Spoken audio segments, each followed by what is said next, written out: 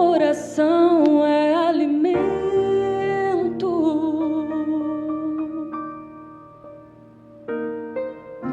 Eu nunca vi um justo sem resposta ou ficar no sofrimento.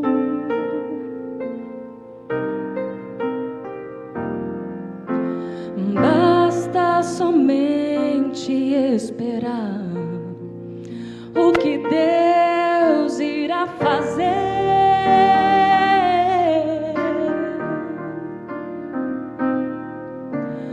Quando Ele estende a sua mão, é hora de vencer.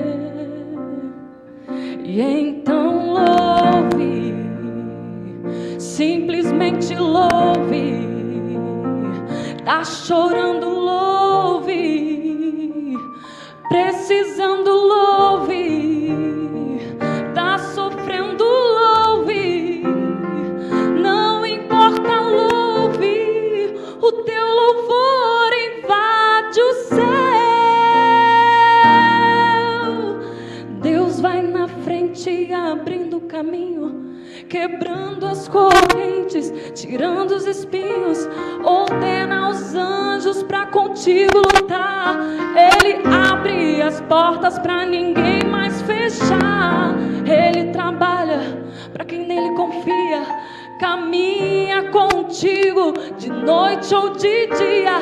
Erga tua mão, tua bênção chegou.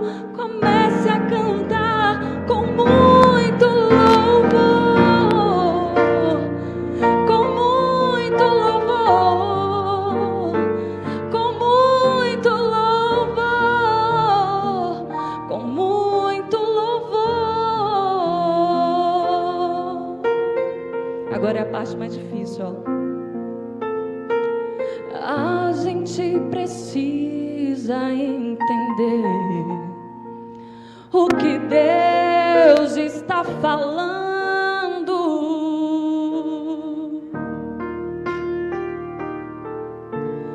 Quando Ele fica em silêncio, é porque está trabalhando.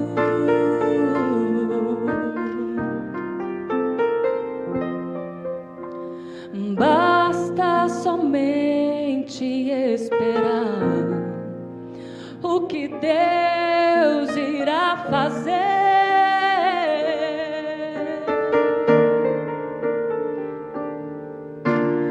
Quando Ele estende a tua mão, é hora de vencer. Canta comigo, quem sabe? Então louve, simplesmente louve. Tá chorando, louve. Precisando, louve. Tá sofrendo, louve. Não importa, louve.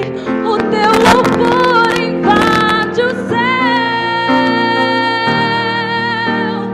Deus vai na frente abrindo os caminhos, quebrando as correntes, tirando os espinhos.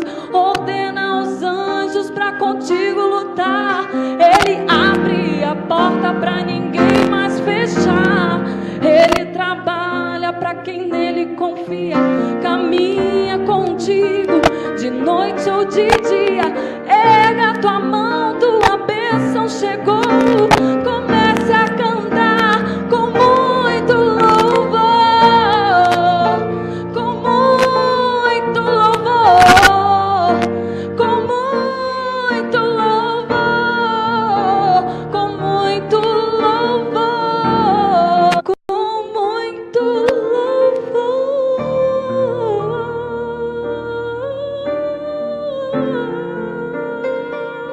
Segundo Crônicas, capítulo 7, versos 13 a 15, que fala sobre as transformações através da caminhada de oração. As transformações através da caminhada de oração. Certamente, se eu fosse dar oportunidade aqui, muitas pessoas trariam algum testemunho, alguma experiência daquilo que aconteceu na sua vida, de transformação que experimentou através da oração. Contaria alguma experiência na vida pessoal, na vida familiar, na vida profissional, alguma coisa que aconteceu de transformação na sua vida em função da oração. Mas como nós não temos essa possibilidade hoje, eu vou falar de algumas pessoas que experimentaram isso, de pessoas da Bíblia e fora da Bíblia também, através da oração. E falar sobre as transformações que poderão acontecer na minha e na sua vida também, através dessa caminhada de oração, baseado no texto da Bíblia, tanto nesse quanto em outros textos aqui. E esse texto aqui fala sobre essa oração, texto que você já leu, texto que você já ouviu, mensagens, cânticos, poemas sobre esse texto aqui.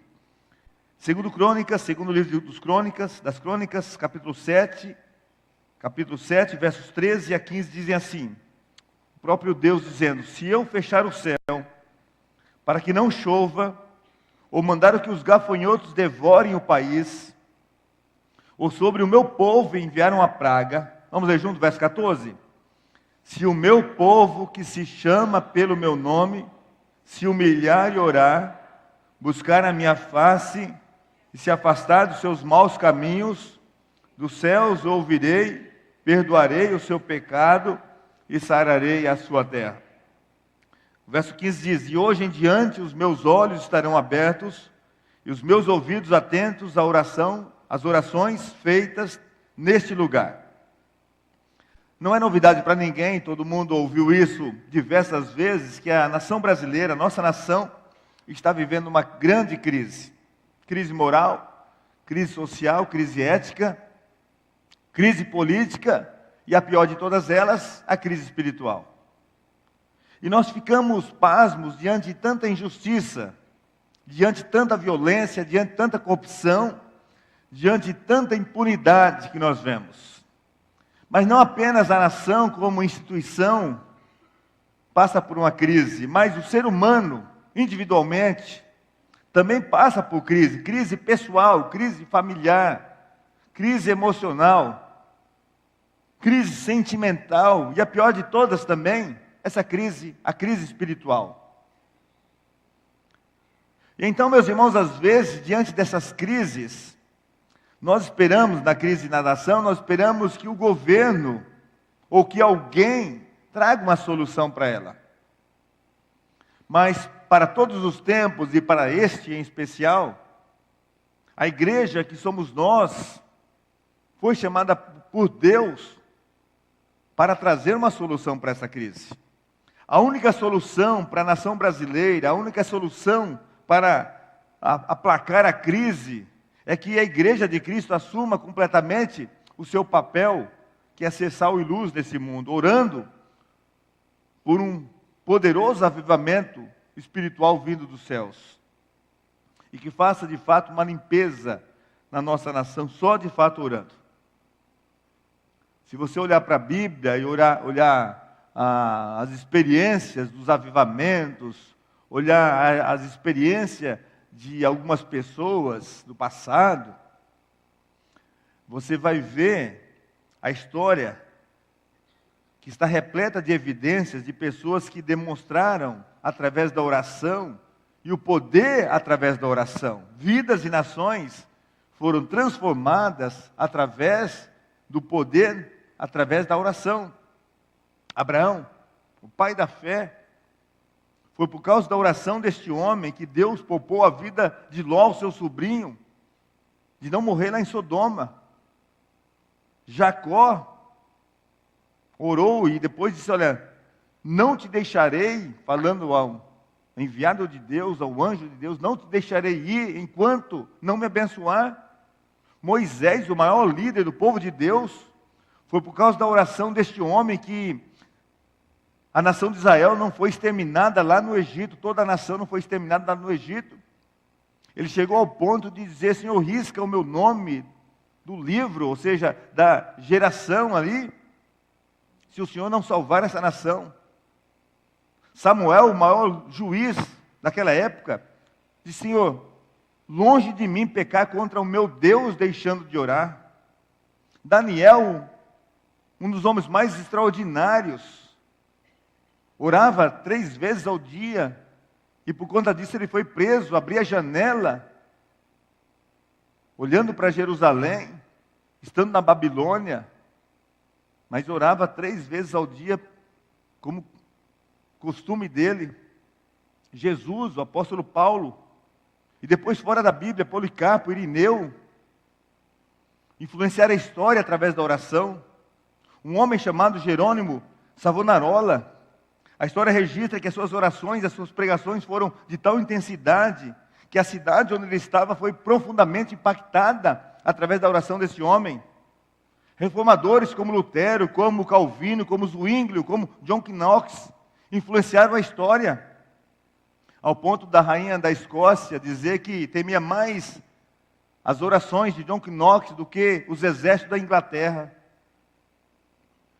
E esse homem passava noites e noites em oração, e quando a sua esposa ia chamá-lo para alimentar, ele dizia: como eu posso me alimentar se o meu país está perecendo? E em lágrimas ele dizia e orava: Senhor, dá-me a Escócia para Jesus. Puritanos como Richard Baxter oravam o tempo todo, avivalistas como John Wesley, John Edward, Moody. John Wesley levantava todos os dias de madrugada e orava, e aos 86 anos de idade, ele já dizia: a preguiça parece que está dominando-me lentamente, eu sinto a tendência de ficar depois das 5 da manhã na cama. Missionários como William Keller, que foi considerado o pai de missões modernas, orava em cima do mapa mundi, para que Deus então encaminhasse ele para onde Deus quisesse, e depois ele foi encaminhado então por Deus para a Índia, e ficou mais de 40 anos na Índia, pregando o Evangelho. Milagres acontecem através da oração. Mas, meus irmãos, Deus não apenas respondeu à oração daquele povo. Seus ouvidos, a Bíblia nos garante isso, nos diz isso, que seus ouvidos continuam abertos, suas mãos continuam estendidas. Nós também poderemos experimentar as transformações e os milagres através da oração, da caminhada de oração. Mas que transformações são essas? E aqui alguns textos aqui nos dizem quais transformações são essas. E a primeira delas é que as transformações na vida acontecem quando as orações são feitas exclusivamente e tão somente no nome de Jesus. Olha só o que diz em João 14, verso 12 em diante, diz assim: digo-lhes a verdade, Jesus dizendo, aquele que crê em mim, em Jesus, fará também as obras que eu tenho realizado, fará coisas ainda maiores do que essas, porque eu estou indo para o Pai, e eu farei o que vocês pediram em meu nome, para que o Pai seja glorificado no Filho. O que vocês pedirem em meu nome, eu farei. As orações feitas em nome de Jesus. Meus irmãos, que coisa extraordinária é essa? Essa promessa de Jesus. Além de prometer que Ele estaria conosco em todo o tempo, Ele promete também nos ouvir. E sabe por que a oração, ela precisa ser feita em nome de Jesus? Porque é nesse nome que há poder. E é só nesse nome que há poder de fato. O texto diz assim: eu farei o que vocês pedirem em meu nome. Em Filipenses, no capítulo 2, o apóstolo Paulo falando sobre Jesus, depois de falar que Jesus, ele se humilhou a si mesmo, se entregando a si mesmo voluntariamente, o texto diz que, por isso Deus exaltou a mais alta posição, e lhe deu um nome que está acima de todo nome. E quando Jesus afirma em meu nome, Ele está dando garantia de que o Pai ouve e responde. Então nós pedimos, meus irmãos, em nome de Jesus, porque Ele é colocado na posição de sacerdote. Ele é colocado na posição de único mediador entre Deus e nós, entre nós e Deus. Portanto, quando nós pedimos em nome de Jesus, há uma garantia de acesso a Deus. É como se o próprio Jesus estivesse pedindo, intercedendo por nós.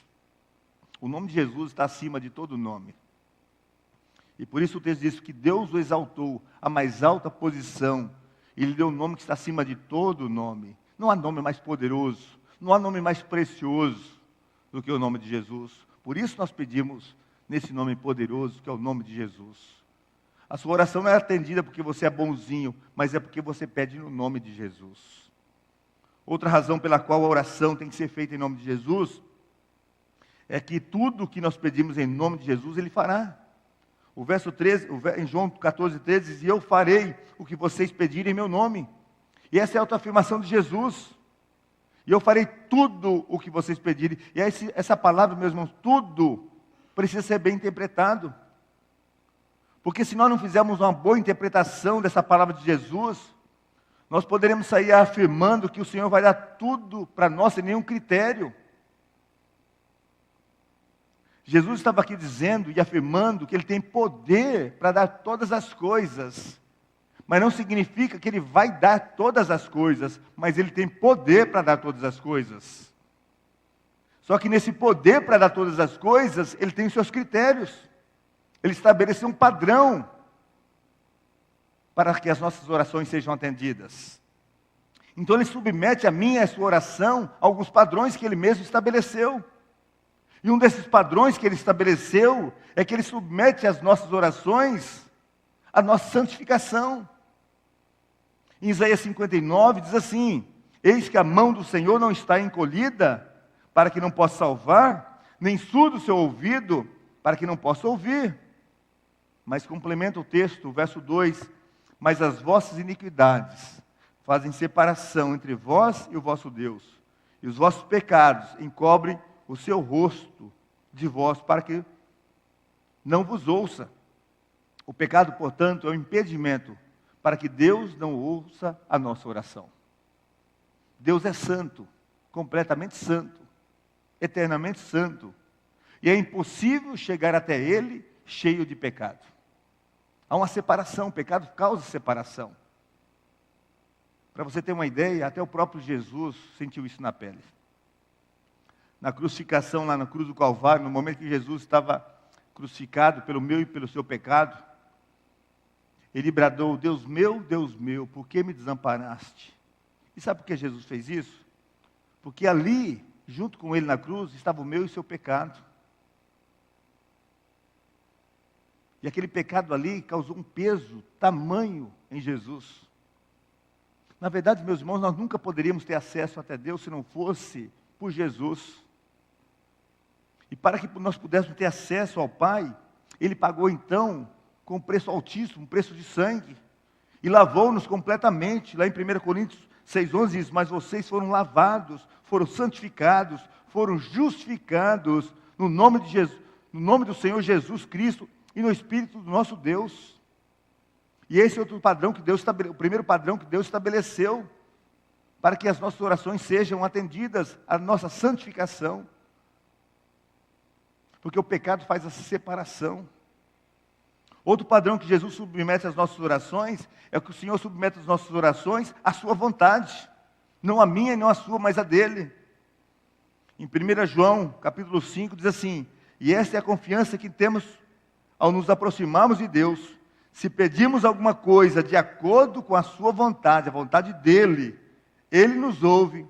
E se sabemos que Ele nos ouve em tudo que pedimos, sabemos que temos o que dele pedimos.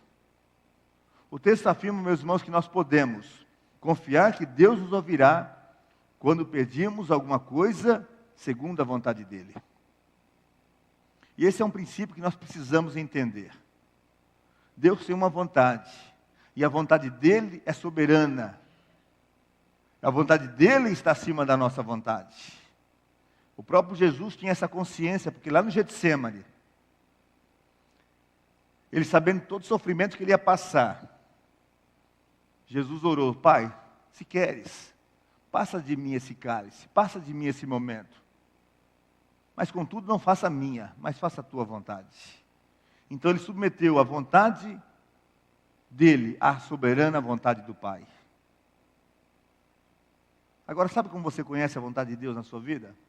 Às vezes essa é uma grande dificuldade, de não conhecer a vontade de Deus. Você só conhece a vontade de Deus tendo mais intimidade, conhecendo mais o Senhor. É buscando, ficando mais íntimo do Senhor. Quanto mais você vai o conhecendo, mais você vai conhecendo a vontade do Pai. E esse é outro padrão que Deus estabeleceu, que o Senhor estabeleceu. Ele submete as nossas orações à vontade dEle.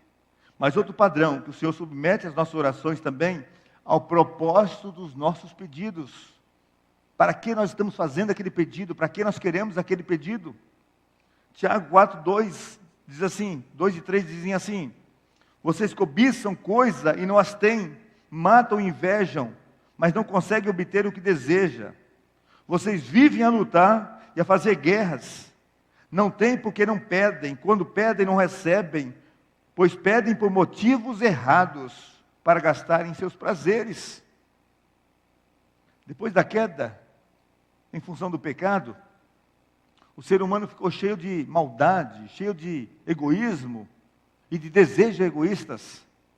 Imagina se todos nós, com nossos desejos e pedidos egoístas, imagina se todos nós tivéssemos os nossos pedidos atendidos, o mundo estaria num caos total, completamente no caos. A nossa oração só pode ser atendida sob o critério da vontade de Deus, sob o critério do propósito das nossas orações. E esse é outro padrão que Jesus submete às nossas orações.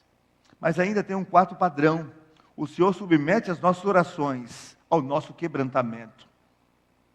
E aqui o texto que nós lemos de 2 Crônicas 7,14 diz assim: se o meu povo, que se chama pelo meu nome, se humilhar. Humilhar, meus irmãos, tem a ver com um coração quebrantado, um coração contrito, pelo reconhecimento do seu próprio pecado, e até mesmo pelo pecado da nação. Nós, como povo de Deus, nós precisamos ter mais consciência do nosso pecado individual, mas também ter consciência do pecado da nação. Você pode falar: mas pastor, eu não tenho nada a ver com o pecado da nação. Mas nós vivemos nesse país, e nós precisamos também pensar no pecado da nação. Individualmente nós pecamos e nos separamos da graça de Deus. Mas como nação, nós também estamos enchendo o cálice da ira de Deus. Tantas depravações praticadas, tanta falta de temor a Deus, tanta perda de valores. Você não precisa ir muito longe, não. Você pode ficar aqui mesmo em Cachoeiro, você vai ver tudo isso que eu estou falando. Depravações, falta de temor a Deus e perda de valores. Tudo isso acontecendo, enchendo o cálice da ira de Deus. Meus irmãos, é tempo de orar por nós mesmos, pela nossa família e pela nossa nação. É tempo de nos humilharmos diante de Deus. É tempo de reconhecer os nossos próprios pecados. É tempo de fazer como Neemias: eu e minha casa pecamos contra o Senhor. É tempo de orar, meus irmãos, no nome de Jesus, para que experimentemos as transformações, mas observando de fato os padrões que o próprio Jesus estabeleceu para ouvir as nossas orações. Mas também, em segundo lugar, as transformações na vida acontecem quando as orações são feitas baseadas no poder de Deus, no poder sobrenatural de um Deus todo-poderoso. Efésios 3, verso 20 e 21. Se o texto estiver aí, você pode ler comigo? Aquele que é capaz de fazer infinitamente mais,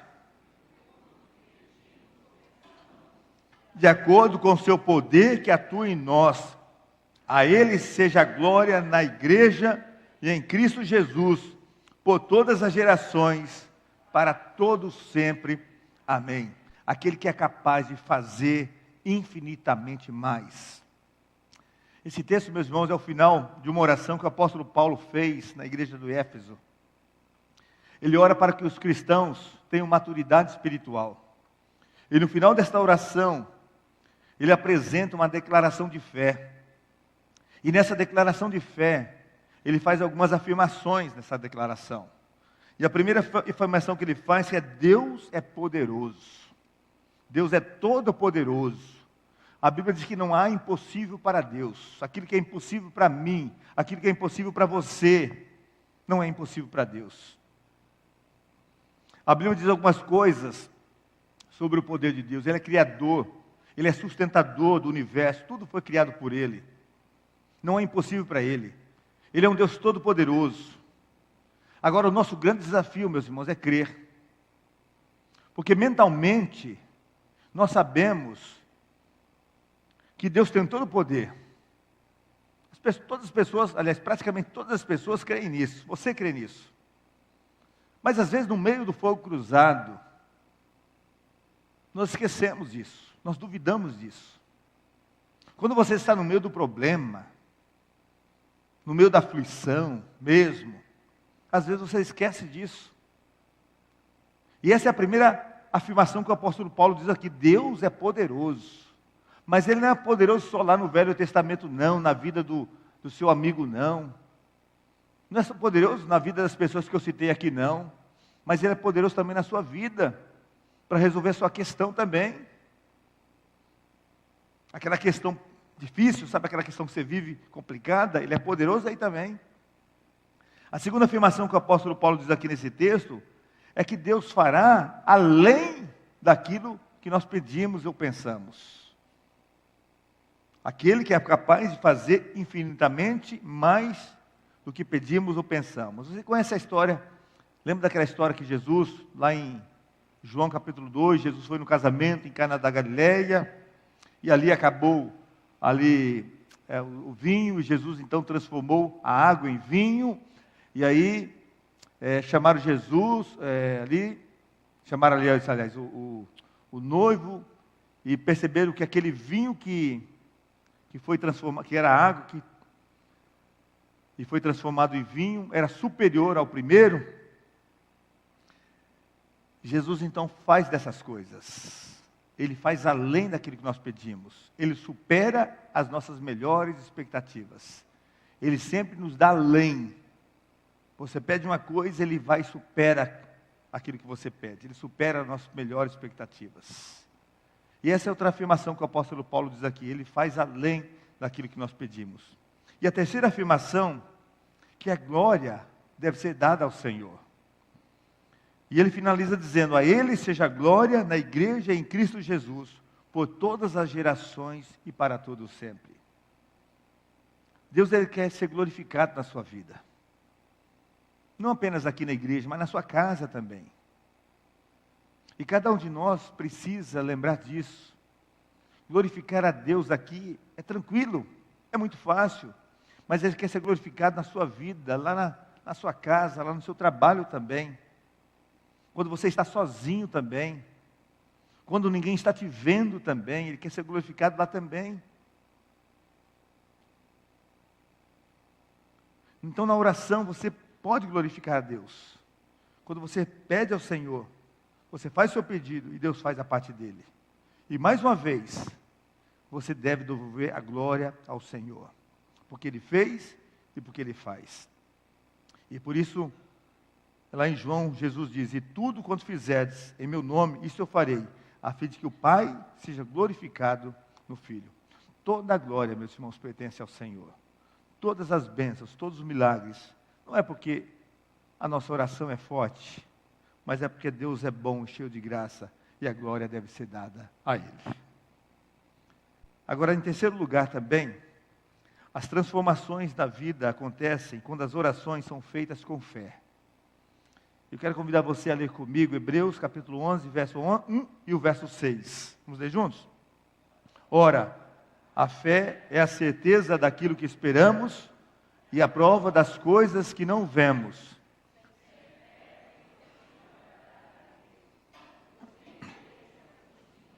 Precisa crer que Ele existe e que é poderoso para dar àqueles que o buscam. Aqui está uma definição muito simples, mas tão completa sobre a fé. É simples, mas é completa. Fé é a certeza.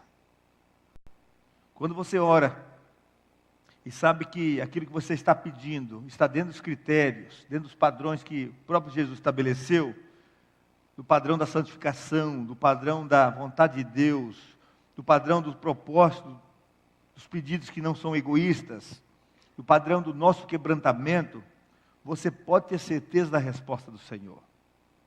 E aqui diz que fé é a certeza. Fé não é um salto no escuro. Ela está baseada em algo seguro. E sabe qual é esse algo seguro? É a palavra de Deus. Não é a minha palavra, não é a palavra da igreja, não é a palavra de um grupo, mas é a palavra do próprio Deus Todo-Poderoso. Você é atendido, como eu disse, não é pela sua bondade, mas você é atendido porque Deus tem uma promessa, pela promessa que Deus fez. Ele é galardoador, ou seja, Ele recompensa aqueles que o buscam. Depois diz que a fé é a convicção de fatos que não se veem. Diz assim, ora, a fé é a certeza daquilo que esperamos e a prova das coisas que nós não vemos. Você não consegue pegar a fé. Ela é algo sobrenatural. Então, fé é ter a convicção daquilo que nós não vemos, mas é uma convicção, algo seguro.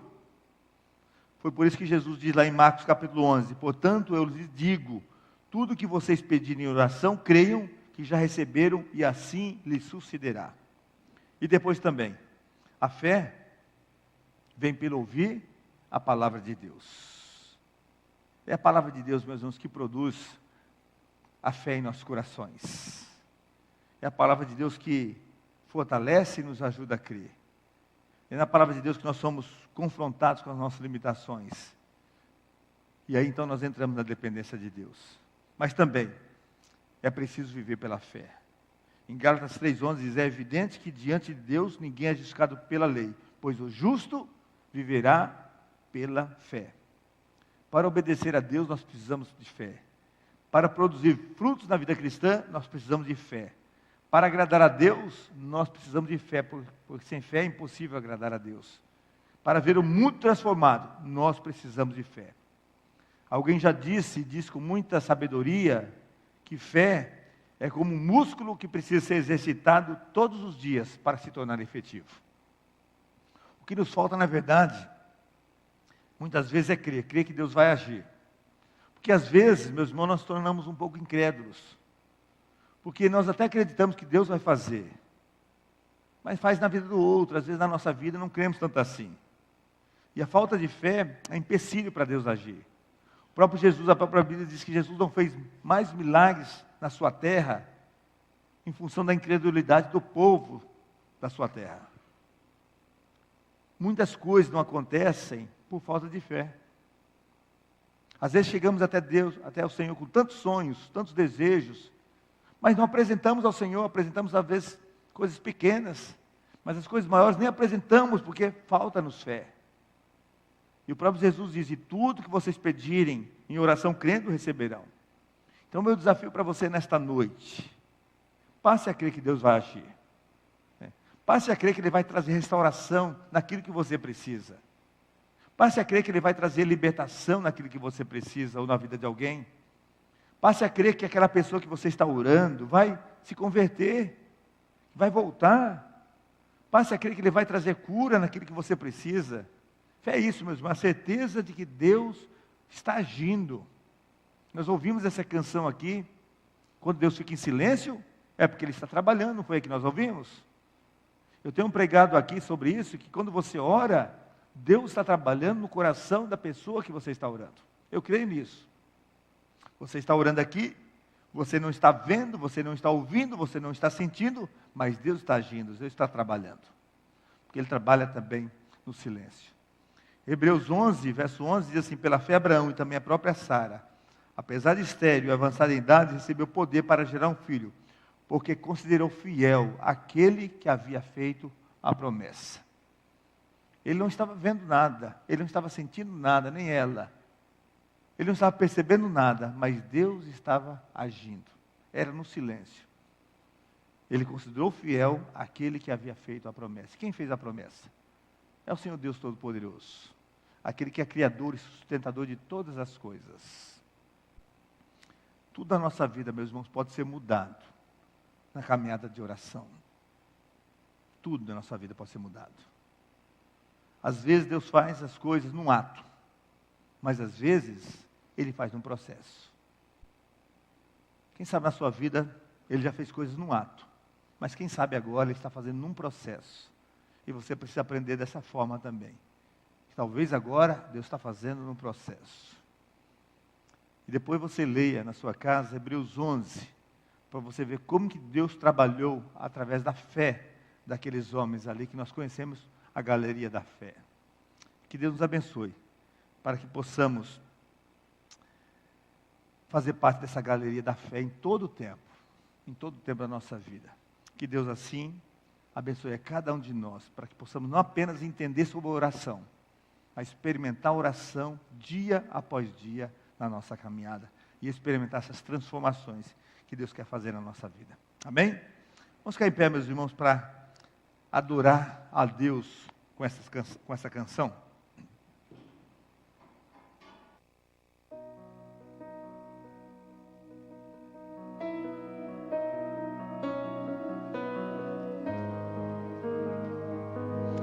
Quando nós cantamos essa canção, nós vamos ter um momento de intercessão por nossas vidas.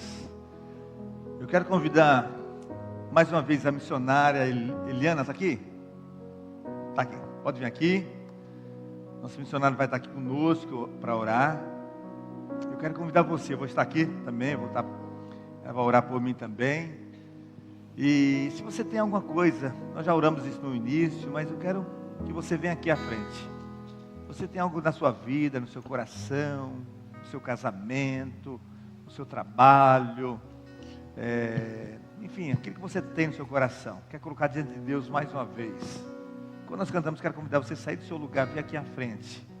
Nós vamos orar pela sua vida. Eliana vai orar pela sua vida, interceder, clamar a Deus. E quando nós cantamos, você pode sair do seu lugar e vir aqui.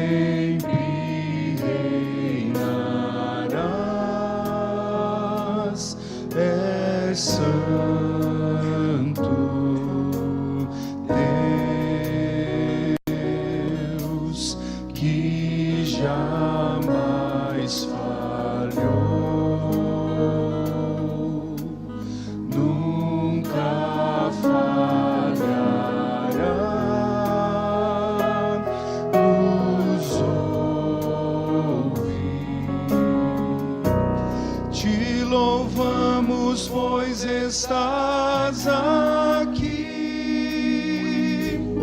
tua glória nós vamos sentir. Mostra o teu poder, mostra o teu poder. Com teu toque vem nos restaurar. Teu Espírito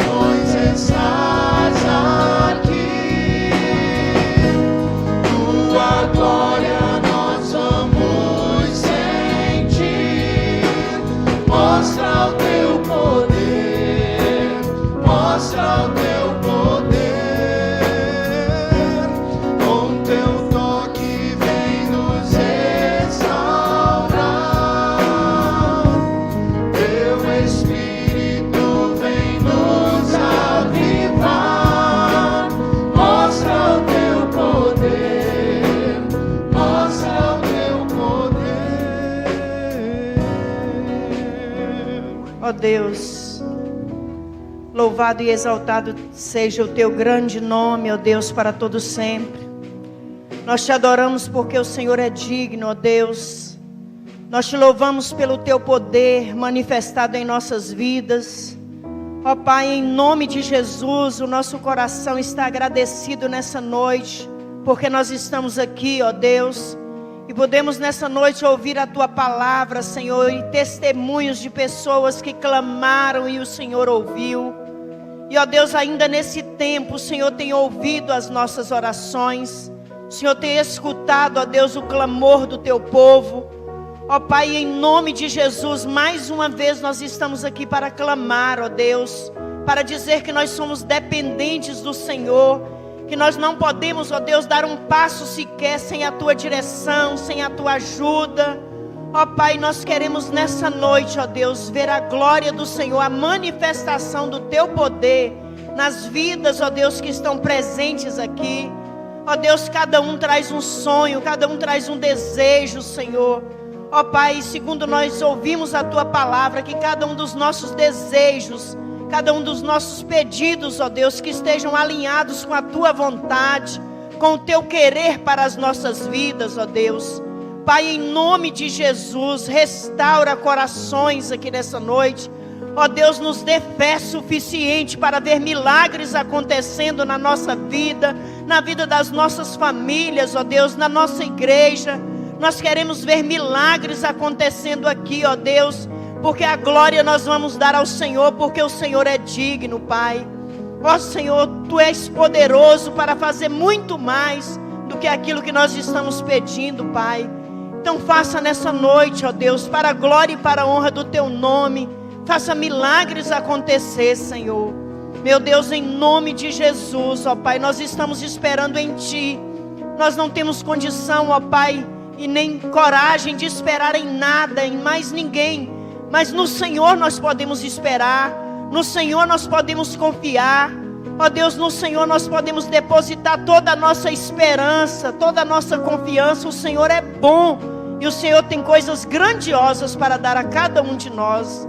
Pai, em nome de Jesus, abençoe, ó Deus, a vida do pastor Zildo, a sua família, abençoe os ministros aqui da nossa igreja, abençoe, ó Deus, cada pessoa que trabalha, que entrega a sua vida aqui, Senhor, para o serviço ao Senhor, e que cada um, ó Deus, possa ter essa disposição no coração de servir ao Senhor, não apenas por aquilo que o Senhor faz, mas por aquilo que o Senhor é nas nossas vidas.